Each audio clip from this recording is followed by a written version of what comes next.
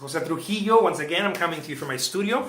Today I want to talk to you about art collecting. This is slightly different. Usually I talk to artists. Lately I've been talking to artists, but I want to talk to art collectors as well.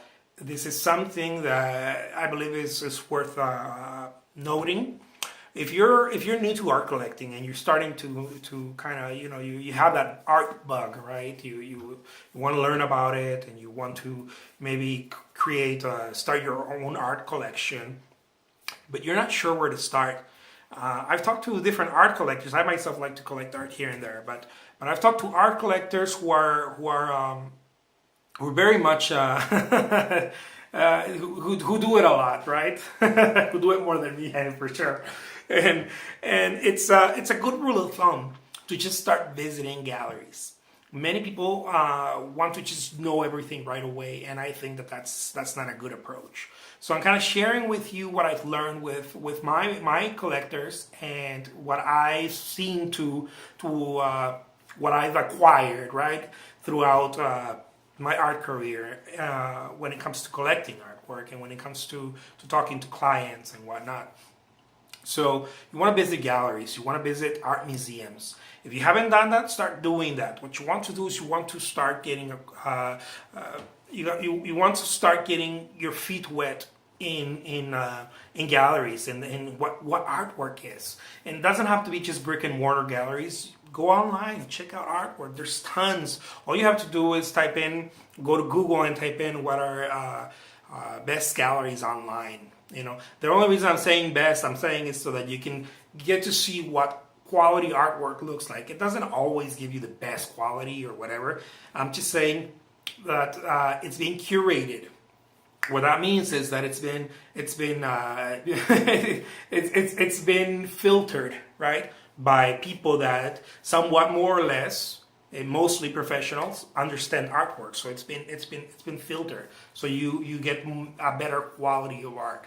If you're going to go online, type that in on Google, best galleries online or whatever, and some of the best ones, of course, because they pay advertisement, they're going to come out. It's good to see the artwork. I'm not talking about go and purchase it right away and none of that. Don't start there. Start by looking at it and start becoming informed. Really, that's what it is. Many people want to start out by, well, tell me which one. Where should I start? Where should I collect? Where I can. For investment or I want to start collecting an artist, but I don't know who.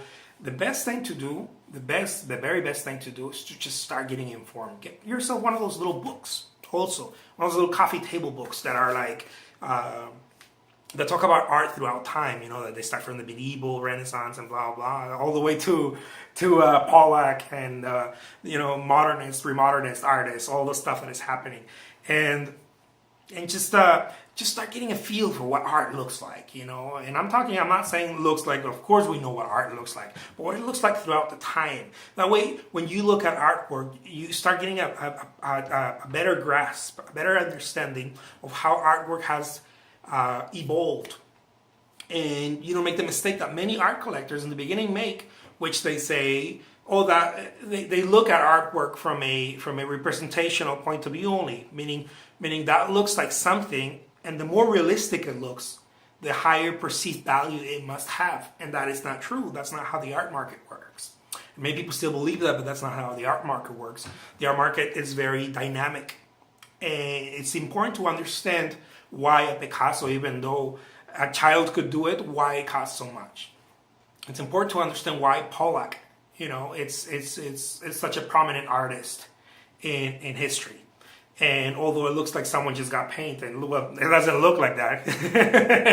Splatter paint. There's a meaning to it, and not just the conceptual meaning, but there's a break of barrier. Anyways, I don't want to confuse so much and give you all this information, saturate you with information.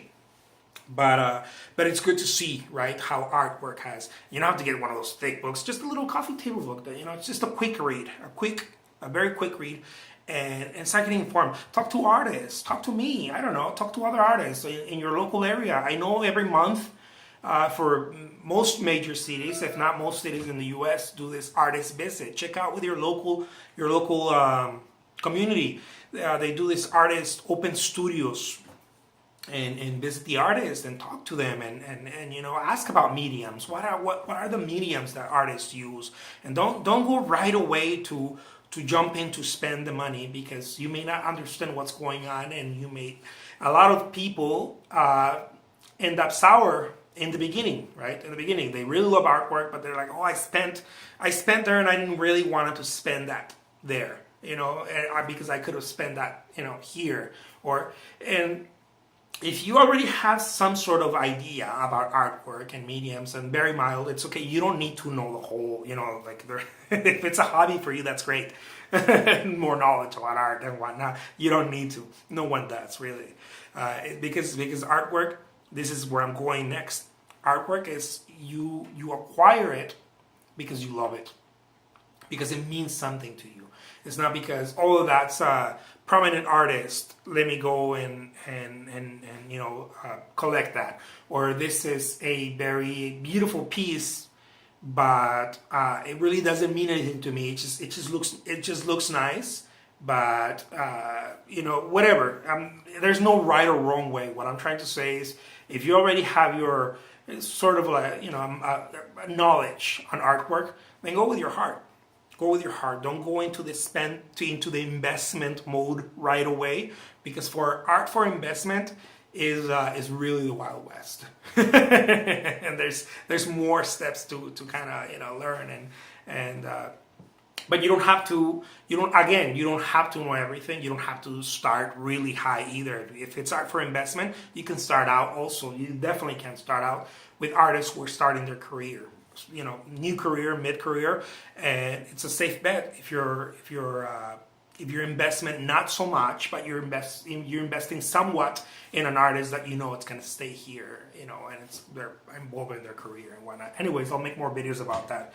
I hope I didn't confuse anyone with my rambling, but happy collecting. Take care. Bye bye.